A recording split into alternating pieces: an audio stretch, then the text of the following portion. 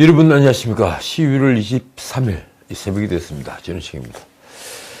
이재명이 최측근 김용이 구속되고 이 정진상마저 구속되자 이재명이 막다른 골목에 몰렸습니다. 일이 이렇게 되면서 1년 전 구속됐던 민간업자들과 지금 처지가 비교되고 있습니다. 민간업자들 지금 한 명씩 석방되고 있죠. 특히 남욱이 석방되고 연일 이재명을 공격하고 있습니다. 남욱의 폭로는 이 한마디로 요약됩니다. 이재명의 죄까지 덮어쓸 수는 없다. 이러니 이재명으로서는 이제 차기 대권을 노리던 야당의 대표가 아니라 검찰이 칼끝을 염려하는 초라한 피의자가 될 처지입니다. 그런데 이 모든 것은 사실 오래전에 얘기됐습니다. 이재명을 둘러싼 수많은 의혹들, 그 의혹들은 그가 대권을 잡지 못하는 순간에 모두 규명되고 말 것들이었습니다.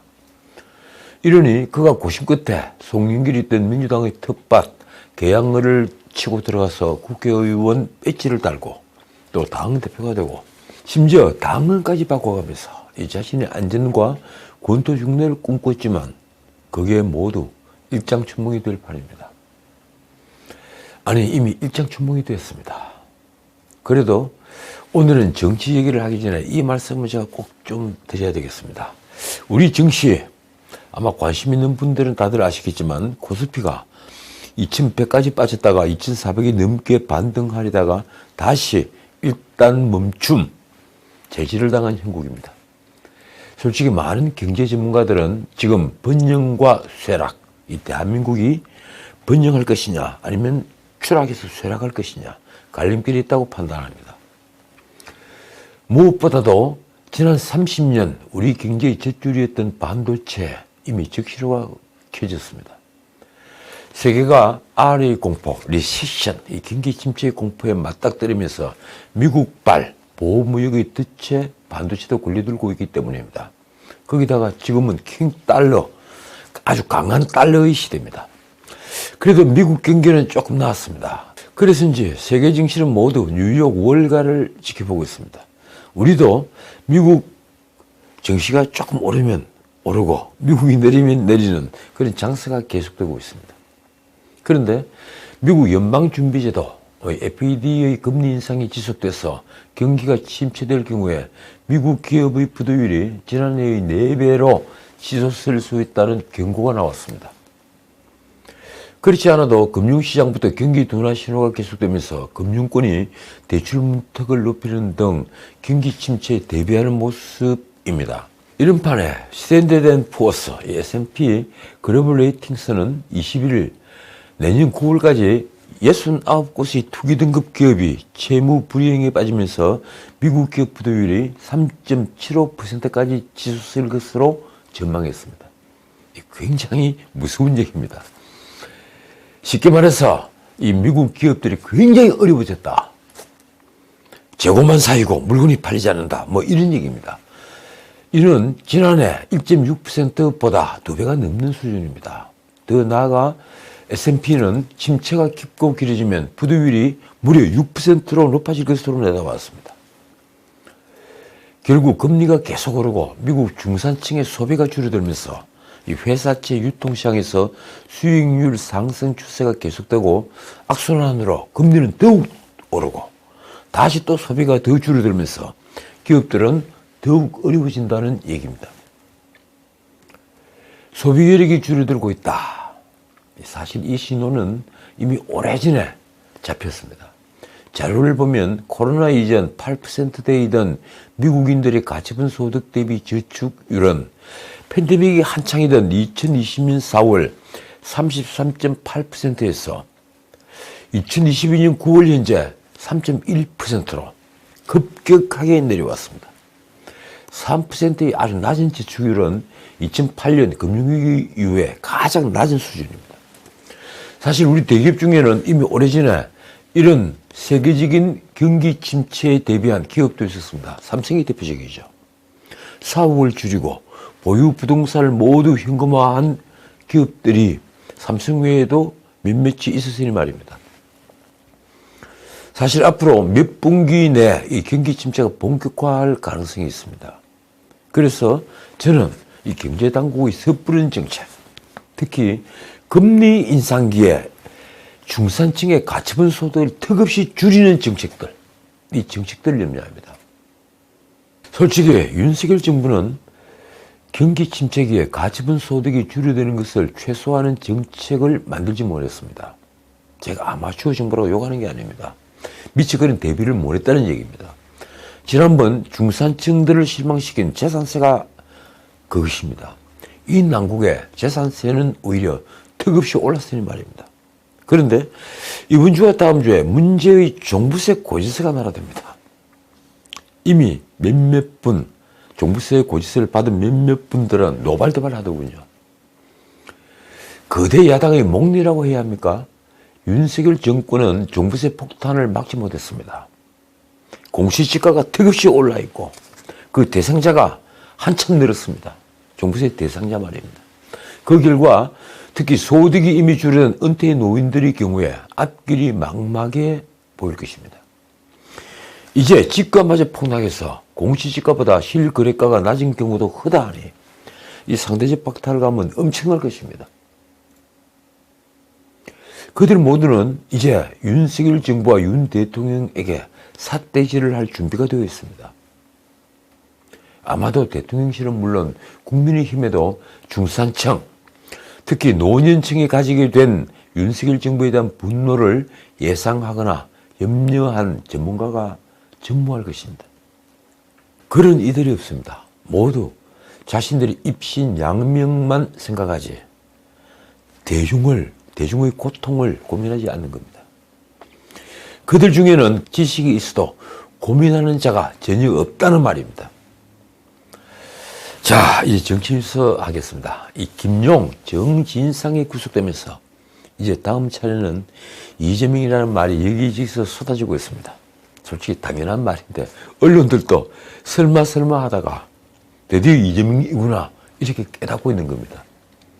검찰은 이제 지방자치 권력과 민간업자가 유착해서 범죄를 저지른 것으로 보고 당시 이재명이 이런 민간업자들의 폭리를 인지했는지 수사 중입니다.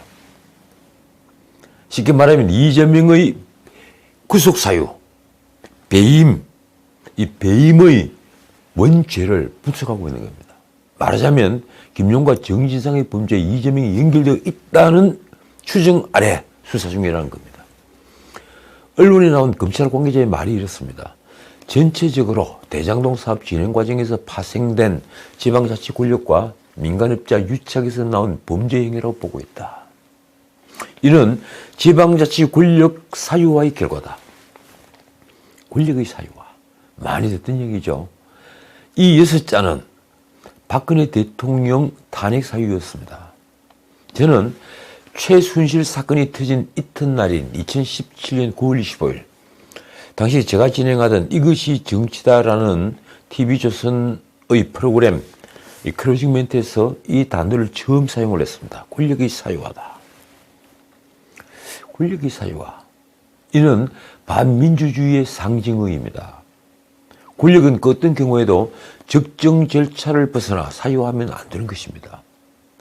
어쨌든 정진상은 대장동 일당으로부터 뇌물 1억 4천만 원을 받은 혐의 등으로 지난 19일 구속됐고 김용은 일당에게서 대선 경선 자금 8억 4,700만 원을 받은 혐의로 11월 8일 이미 구속 기소됐습니다. 결국 검찰은 정진상과 김용의 이런 범죄가 이재명의 권력과 연결되어 있기 때문에 가능한 권력의 사유화가 아니냐 하는 것입니다. 그렇기 때문에 이재명이 이를 알고 있었는지에 대해서 확인이 필요하다고 합니다.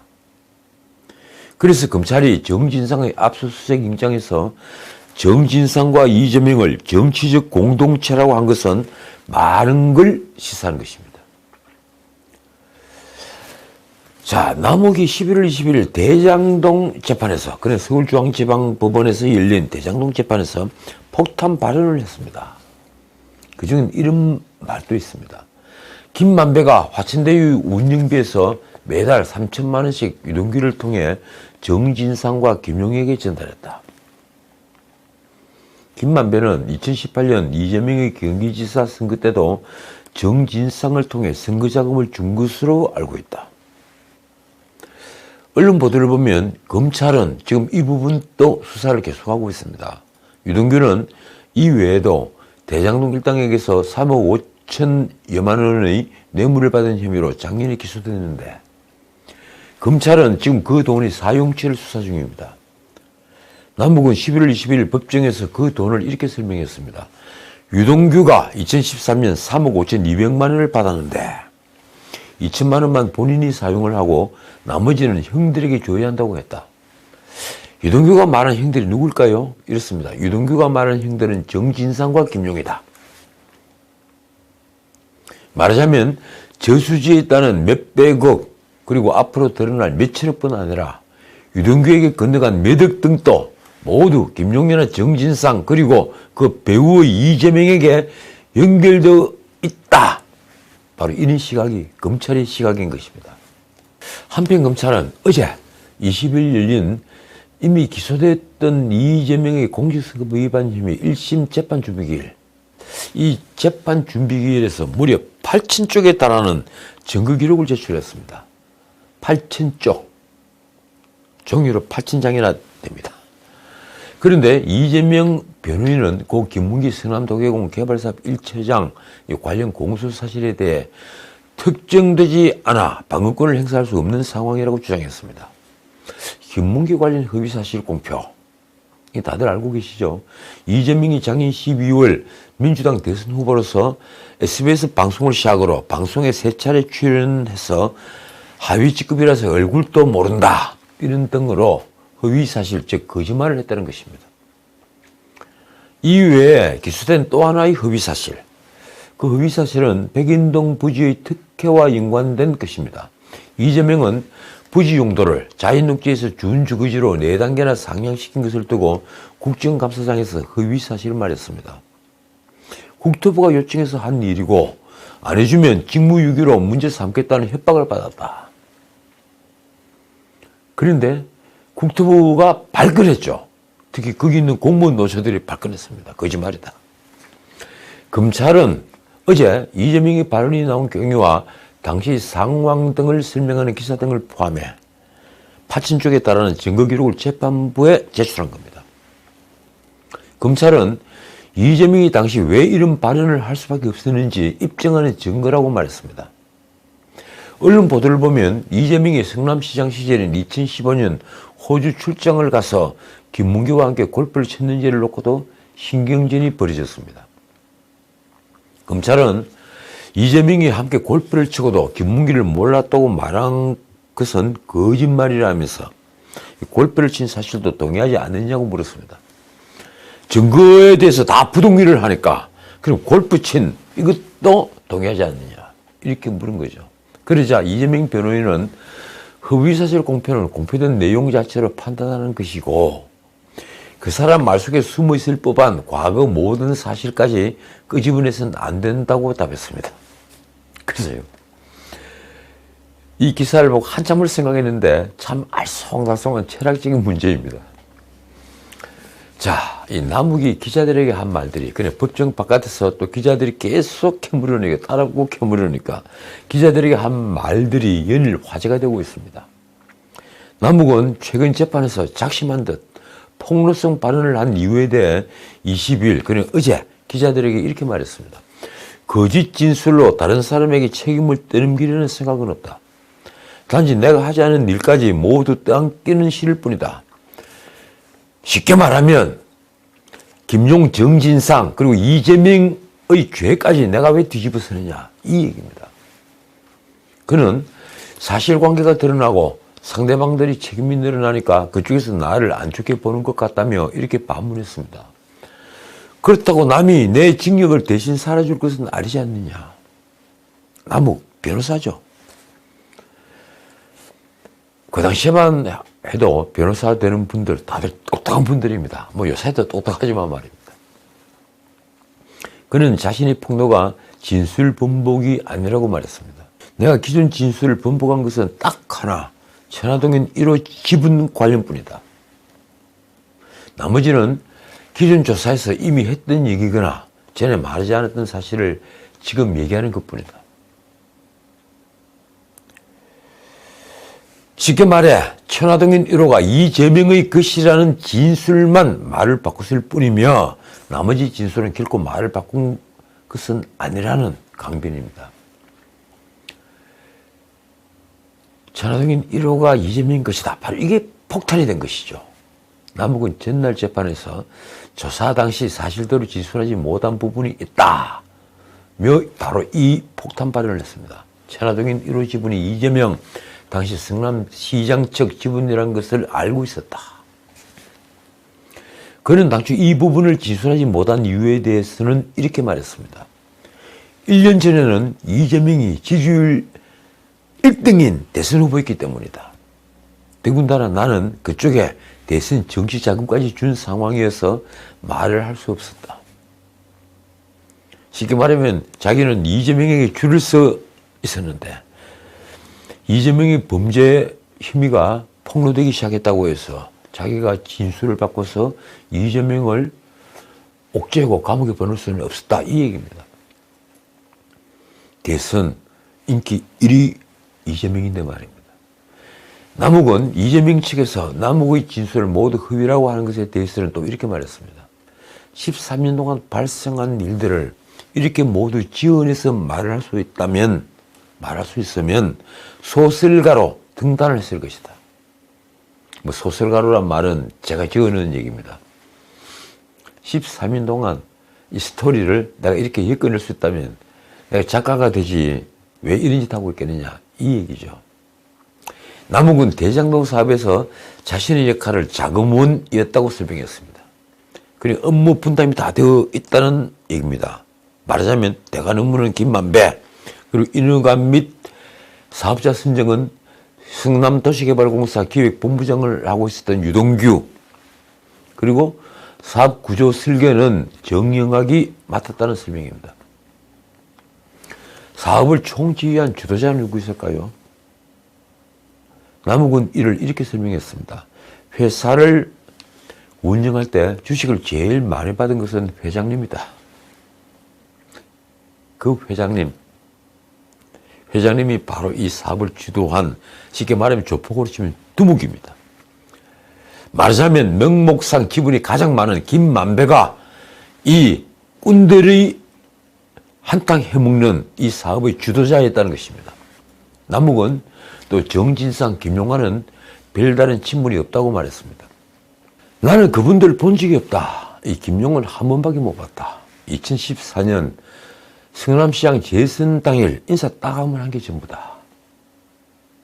결국 최근 이재명의 대장동 지분에 대해 법정에서 증언한 남욱이 쉽게 말하면 천화동인 1호가 이재명 것이 있다. 뭐 이 얘기. 이걸 증언한 남욱이 지난해 검찰 조사에서 이를 진술하지 않았던 것은 당시 이재명이 유력한 대선 후보였기 때문이라는 것입니다.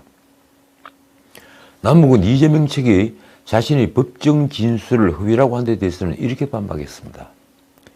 왜 아니라고만 하고 위증죄로 고소하겠다는 얘기는 없나? 이거 굉장히 중요한 얘기입니다. 남욱은 변호사입니다. 그래서 위증죄로 선서를 하고 법정에서 허위 증언을 하면 그것이 거짓말이었을 때, 드러났을 때 위증죄로 처벌받는다는 것을 누구 못지않게 잘 압니다. 그러면 김만배든 이재명 쪽이든 누구든 정진상이든 누구든 왜 위증죄로 고소하지 않았느냐. 만약에 위증죄로 고소한 것이 또 허위 사실에 기초를 했다면 어떻게 될까요? 위증죄 고소 고발이 무고죄가 되어버립니다. 그게 두려우면 위증죄로 고소를 못하는 겁니다. 남욱은 바로 그 점을 지적을 했습니다. 그는 또 김만배가 여전히 천화동인 1호 지분은 이재명의 것이 아닌 내 것이라는 입장을 고수하는 데 대해서는 이렇게 말했습니다. 회장님, 그러니까 김만배를 의미하는 말입니다. 회장님, 이 회장님이 주식을 가장 많이 갖고 계시는데 본인이 이재명의 지분을 모른다고 말씀하시면 주식을 대체 왜 많이 갖고 있는 것인가? 이 말도 아주 재밌는 말입니다. 회장님이 화친대유뿐 아니라 천화동인 1호 이걸 다 갖고 있는 거 아니냐. 그런데 만약에 이 안에 이재명의 지분이었다면 이 일을 다 설계하고 승인을 해주고 추진을 해주는 이재명 쪽의 지분이 없다면 왜 김만배가 특별히 이렇게 많이 가질 수 있느냐, 이 얘기입니다. 그는 또 전날 재판 후에 김만배가 자신에게 나는 그런 말 한 적 없는데 라고 말하기도 했다면서 이런 말도 했습니다. 10년 넘게 봤지만 아직도 그분 속을 모르겠다. 그 얘기는 이미 언론에 많이 보도됐죠. 김만배는 속을 참 잘 감추는 사람이다, 이런 취지의 보도가 많았습니다. 한편 남욱은 이재명의 열혈 지지자를 일컫는 개딸에 대해서도 무섭다고 했습니다. 나는 구속되어 있으니까 몰랐는데 누가 개딸들이 칼을 들고 쫓아올 수 있다고 하더라. 남욱은 또 동욱자인 정의각의 모든 대화를 녹음해 검찰에 제출한 데 대해서는 이렇게 말했습니다. 이제 와 보니 나도 녹취를 해야 했나 싶다. 처벌을 더 받을지언정 그런 걸 안 하는 건 최소한이 내 자존심이다. 여기에 남욱의 또 다른 증언도 나왔습니다. 이 남욱이 김만배가 대검 중앙수사부의 부산저축은행 수사팀에 대장동사 불법 대출 버릇의 선처를 직접 부탁했다는 말을 했다고 법정에서 증언을 한 것입니다. 역시 21일 서울중앙지법 형사합의 22부 심리로 열린 대장동 재판에서입니다. 남욱의 증언은 이렇습니다. 대검 중수부가 저축은행 사건을 수사하자 김만배가 수사팀을 알고 있던 쪽에 대출 버릇고 조우영의 선처를 바른다는 부탁을 직접 했다고 김만배에게서 들었다. 이게 진보 좌파 신문에서 아주 크게 다루더군요. 그러니까 검찰은 민간업자가 2009년 대장동 개발 사업을 추진하던 초창기에 민간업자의 불법 대출을 알선한 혐의로 대출 브로커 조우영이 수사받던 상황을 남욱에게 물었습니다. 조우영은 당시 이강길이라는 자가 대표였던 대장 PFV, 이 대장동 사업을 추진하기 위해서 돈을 은행에서 끄집어 내려고 만든 게 대장 PFV라는 회사죠. 이 대장 PFV 대표였던 이강길이라는 자가 부산저축은행에서 1155억 원의 프로젝트 파이낸싱 PF 대출을 받도록 불법 알선하고 그 대가로 이강길에게서 10억 3천만 원을 받았다는 혐의를 받고 있었습니다. 쉽게 말하면 조우영이 부산저축은행에서 이강길이 1155억 원을 받도록 알선을 해주고 10억이 넘는 일종의 뽀찌라는 걸 먹은 겁니다. 대장동 초기 사업자 이강길은 2009년 남욱 정유학 등을 사업에 끌어들인 인물이죠. 그리고 2011년 대장동 개발과 관련한 업체들의 경영권을 두 사람에게 넘기고 손을 뗐습니다. 남욱은 조우영의 변호인 선임과 관련해서 배모 기자로부터 김만배를 소개받았고 김만배가 조우영의 변호인을 선임해 주고 법률적 도움을 주었다고 설명했습니다. 이에 덧붙인 말이 이렇습니다. 당시 변호사였던 박영수 전 특검을 김만배가 조우영에게 소개해 줬다. 그는 김만배는 박영수를 조우영에게 소개해 주는 대가로 조우영에게서 1,500만 원을 받았다고도 설명했습니다. 쉽게 말하면 대검 중수부를 잘 알고 있는 박영수 변호사를 소개해 주는 대가로만 1,500만 원을 또 따로 받은 겁니다. 참 재밌습니다. 그리고 돈 참 쉽게 법니다. 검찰이 김만배가 조우영에게 어떤 도움을 줬느냐고 묻자 남욱의 답변이 이렇습니다. 대검 중수부가 저축은행 사건을 수사하자 김만배가 수사팀에 알고 있던 쪽에 이 조우영의 선처를 바른다는 부탁을 직접 했다고 김만배에게 들었다. 결국 김만배가 대검 중수부의 영향력을 행사해서 조우영이 처벌을 피하도록 도왔다는 의혹을 받은 것입니다. 김만배는 박영수를 통해서 그런 일을 취한 것이죠. 어떻든 남욱이 법정에서 한 폭로성 증언들이 대장동의 진실을 견인하고 있습니다. 남욱은 이재명의 성남시장 재선이 결정된 2014년 6월 4일 이재명의 측근 김용을 처음이자 마지막으로 만났으며 이때 김용으로부터 직접 이 고맙다는 말을 들었다고 했습니다. 20일 국민일보가 이 내용을 그대로 보도를 했습니다. 남욱은 2014년 지방선거 전후 시기에 이재명 측에 현금과 수표 등 6억 원 가량 선거자금을 건넸다고 20일 법정에서 밝혔습니다. 남욱은 2014년 선거를 앞둔 무렵 위례 신도시 사건을 받는 대가로 선거자금을 만들어주기로 약속했었다고 증언을 했습니다. 분양 대행업자 이기성이라는 자에게서 조달한 자금이었는데 김용 정진상에게 지급되거나 이재명 지지를 위해 대순진리회에 전달된 것으로 안다고도 말했습니다. 어떻든 김용이 남욱에게 고마움을 표했다는 것은 대장동 민관유착 구조에 힘을 싣는 정황입니다. 김용은 2014년 지방선거 당시에 이재명 캠프 조직 관리를 담당했고 그리고 남욱 등 민간 사업자들로부터 최소 4억 원의 선거자금을 지원받았다고 검찰은 보고 있습니다. 남욱은 석방 직후 법정에서 증언을 쏟아낸 데 대해서는 이렇게 말했습니다. 그가 말씀드리지 못한 것을 말씀드리는 것뿐이며 사실관계가 달라졌다고 말씀하시는 것은 평가의 문제다. 남욱의 폭로 중에 가장 큰 게 아까도 말씀드렸다시피 천화동인 1호 지분에 이재명 것이 있다는 진술이죠. 그는 또 유동규가 본인에게 건네진 현금 3억 원에 대해 덮으신 분들에게 드린다고 말했었다고 폭로했습니다. 이런 폭로가 마구마구 쏟아지고 있는 겁니다. 그는 이 증언들이 갑자기 나온 것은 아니라고 했습니다. 1년 전에는 밖에서 한번 얘기를 한 적이 있지만 이후 검찰에서 어떤 이야기를 했는지는 아무도 몰랐을 것이다. 이것도 참 재밌는 얘기입니다. 남욱이 말이 이렇습니다. 자신이 검찰에서 어떻게 얘기했는지 검찰은 한 번도 밝히지 않았다고 말을 한 것입니다.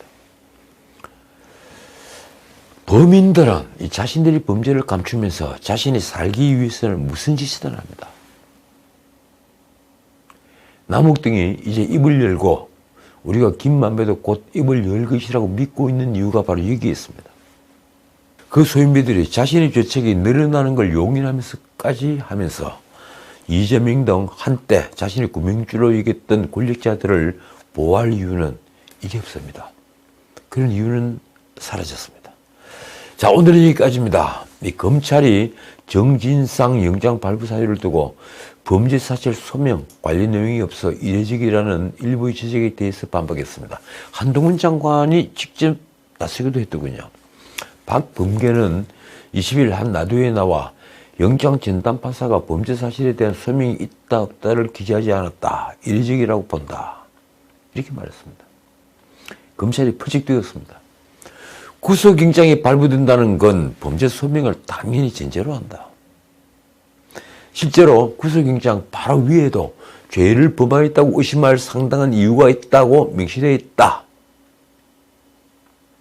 이렇게 인쇄가 되어 있다는 거죠.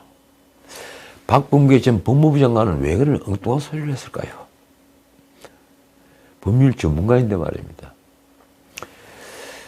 그러고 보니 유머도 보통 유머가 아니었습니다. 그게 유머라면 말입니다. 지금까지 전식이었습니다.